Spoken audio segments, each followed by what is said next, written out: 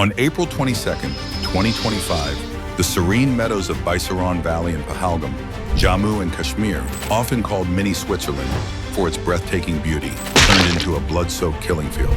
At least 27 Hindus, mostly tourists, were brutally executed in a meticulously planned attack by Pakistan-backed Islamist terrorists.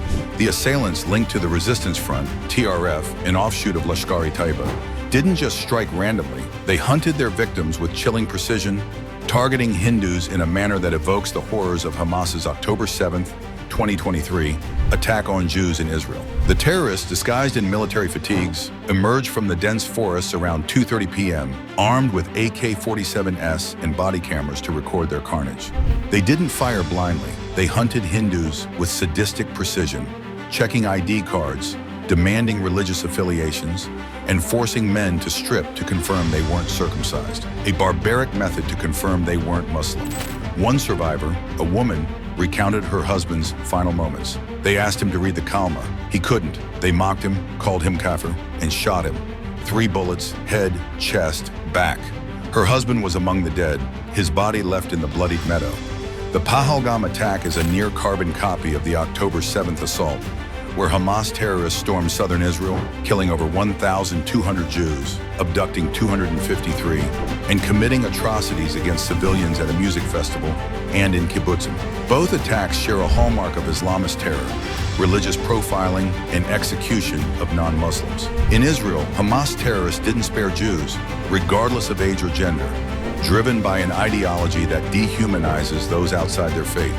In Pahalgam, TRF terrorists spared Muslims, targeting Hindus with the same zeal, even recording their carnage on body cameras, much like Hamas's GoPro-documented slaughter.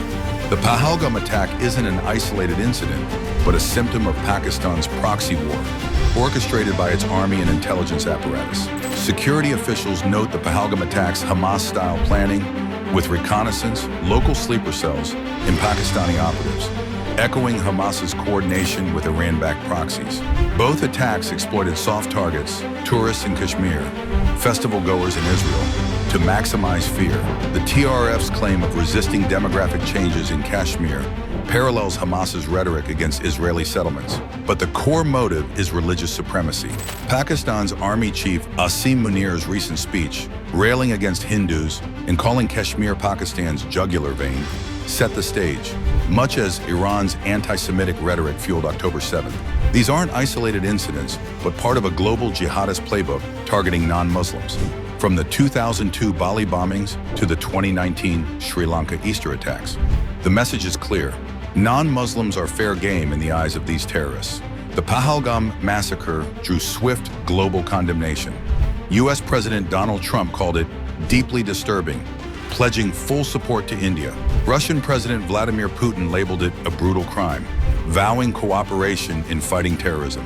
World leaders including Giorgia Meloni, Benjamin Netanyahu, Emmanuel Macron, and others echoed these same sentiments. Yet condolences alone won't stem this tide. Islamist terror groups backed by state actors like Pakistan continue their global assault on non-Muslims. India cannot afford to respond with restraint. Israel's decisive retaliation against Hamas, targeting terror networks with surgical precision, offers a blueprint. India must dismantle Pakistan's terror proxies, from Lashkar-e-Taiba to Jaish-e-Mohammed, through covert operations, airstrikes on terror camps in Pakistan-occupied Kashmir, and international pressure to designate Pakistan a terrorist state. The time for diplomatic niceties is over. India must act with the ferocity of a wounded lion, ensuring Pakistan's terror factories are reduced to ashes. The blood of Pahalgam's martyrs demands nothing less.